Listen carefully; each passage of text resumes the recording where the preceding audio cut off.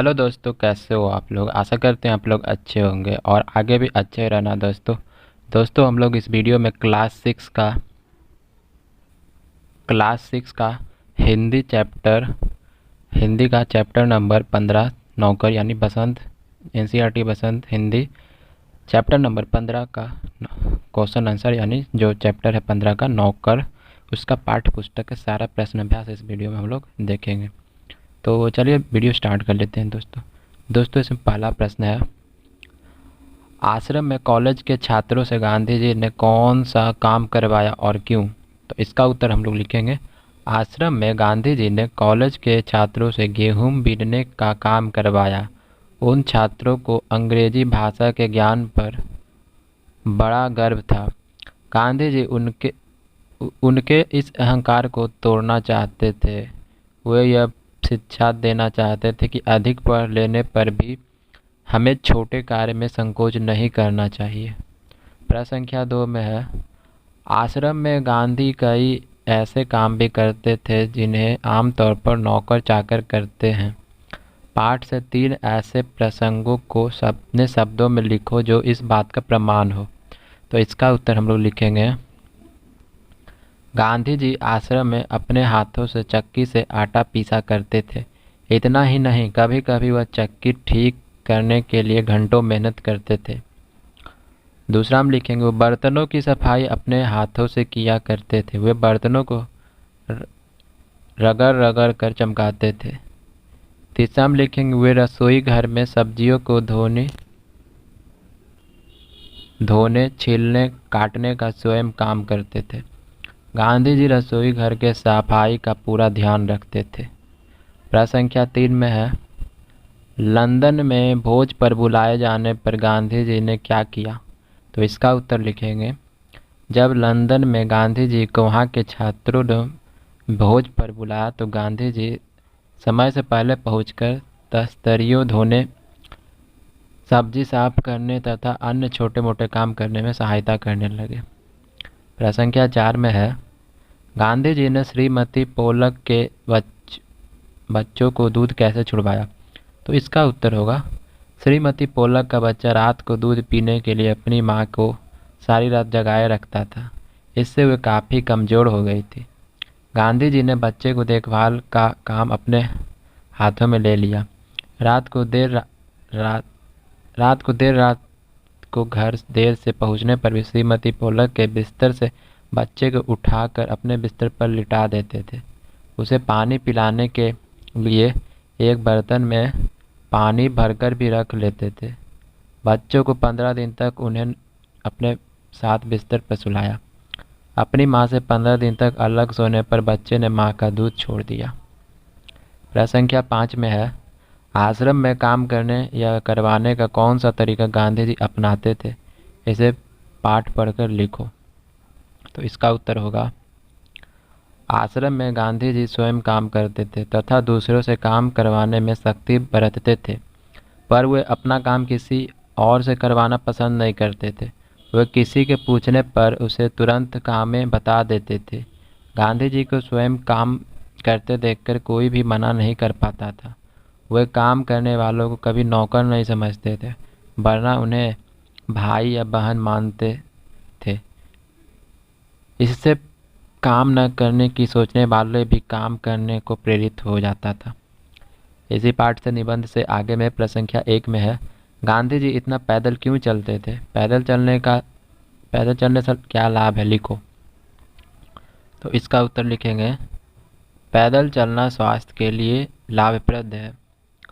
गांधी जी यह बात जानते थे, इसलिए वह मीलों पैदल चला करते थे।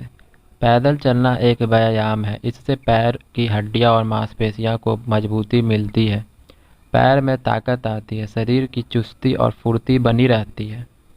पैदल चलने की आदत स्वस्थ रहने में मददगार है। प्रश्न संख्या 2 में है, अपने घर के किन्हीं 10 कामों की सूची बनाकर लिखो और यह भी कि उन कामों को घर के कौन कौन से सदस्य अक्सर करते हैं। तुम तालिका की सहायता ले सकते हो। तो इसमें आप लोग बना सकते हो, पहला घर का सामान लाना, दूसरा घर की सफाई करना, बिस्तर रखना, खाना बनाना, कपड़े धोना, इस्त्री करना, जूतों की पॉलिश, अतिथियों की सेवा, बाहर कार्य, दूध लाना। तो पहला में हो जाएगा पिता, घर की सफाई में हो जाएगा माँ और बहन, बिस्तर रखना का हो जाएगा माँ, और खाना बनाना माँ और बहन, कपड़े धोना माँ, इस्त्री करना भाई, जूतों की पॉलिश मैं खुद, अतिथियों की सेवा पिता और माँ, बाहर कार्य पिता, दूध लाना भाई। इसी पाठ से अनुमान और कल्पना में है। प्रश्न संख्या 1 में है, गांधी जी ने अपने साथियों की ज़रूरत के मुताबिक हर काम कर लेते थे, लेकिन उनका खुद का काम कोई और करे ये उन्हें पसंद नहीं था। क्या, क्यों? सोचो और अपनी कक्षा में सुनाओ। तो इसका उत्तर हम लोग लिखेंगे, गांधी जी अपने साथियों की ज़रूरत के मुताबिक हर काम कर देते थे, लेकिन अपना खुद का काम दूसरों से करवाना उन्हें पसंद नहीं था। जब तक शरीर बिल्कुल लाचार न हो वह किसी की मदद लेना नहीं चाहते थे। उन्हें यह पसंद नहीं था कि केवल महात्मा या बूढ़े होने की वजह से कोई उनकी सहायता करे। वह किसी पर भार नहीं बनना चाहते थे। अपनी ज़रूरत के लिए दूसरों को परेशान करना भी उन्हें ठीक नहीं लगता था। प्रश्न संख्या 2 में है, नौकरों को हमें वेतनभोगी मजदूरी नहीं अपने भाई के समान मानना चाहिए। इसमें कुछ कठिनाइयाँ हो सकती है, फिर भी हमारी कोशिश स्वार्थ निष्फल नहीं जाएगी।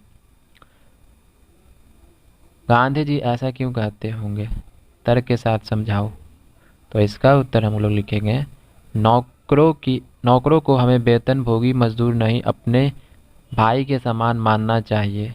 इससे हमें कुछ कठिनाई हो सकती है, फिर भी हमारी कोशिश सर्वथा निष्फल नहीं जाएगी। गांधी जी ने ऐसा इसलिए कहा क्योंकि हमारे समाज में नौकरों को परिवार के सदस्य की तरह मानने के लोगों की मानसिकता नहीं रही है। नौकर भी मनुष्य होते हैं, उन्हें भी हमारी तरह की प्यार और सहानुभूति की आवश्यकता होती है।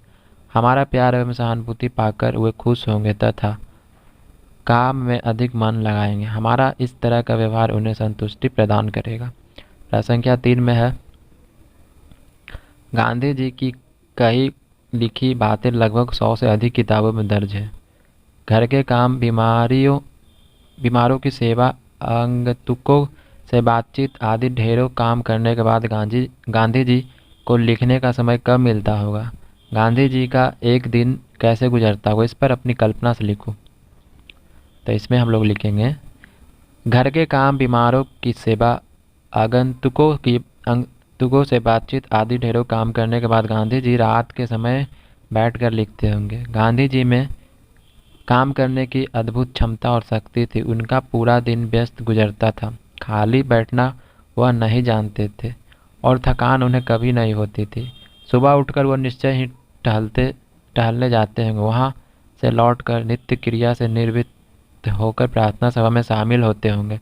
उसके बाद वह चक्की से आटा पीसने और रसोई में जाकर सब्जियों छीलने का काम करते होंगे।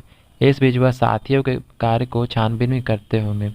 फिर वह कुएं से पानी खींचते होंगे। इसके बाद आगंतुकों से मिलना और साथ में गेहूं बीनने का कार्य चलता रहता होगा। दोपहर का खाना वह कभी कभी स्वयं ही सबको परोसते होंगे। शाम को राजनीतिक सम्मेलनों और सभाओं को कार्य देखते होंगे और रात में गांधी जी लिखने का कार्य करते होंगे। इस प्रकार उनकी व्यस्त दिनचर्या समाप्त होती होगी। प्रश्न संख्या 4 में है, पाठ में बताया गया है कि गांधी जी और उनके साथी आश्रम में रहते थे। घर और स्कूल के छात्रावास से गांधी जी का आश्रम किस तरह अलग था? कुछ वाक्यों में लिखो। तो इसका उत्तर हम लोग लिखेंगे, स्कूल के छात्रावास में गांधी जी के रहने का उद्देश्य केवल ज्ञान अर्जन होता है। स्कूल के छात्रावास में छात्रों के रहने का उद्देश्य केवल ज्ञान अर्जन होता है। उन्हें अन्य किसी कार्य में फिक्र नहीं रहती। घर में परिवार के कुछ सदस्य साथ रह कर के जीवन यापन करते हैं, परंतु गांधी जी के आश्रम में स्वतंत्रता सेनानी, देश तथा समाज के सेवक और उनके परिवार के कुछ सदस्य रहते थे।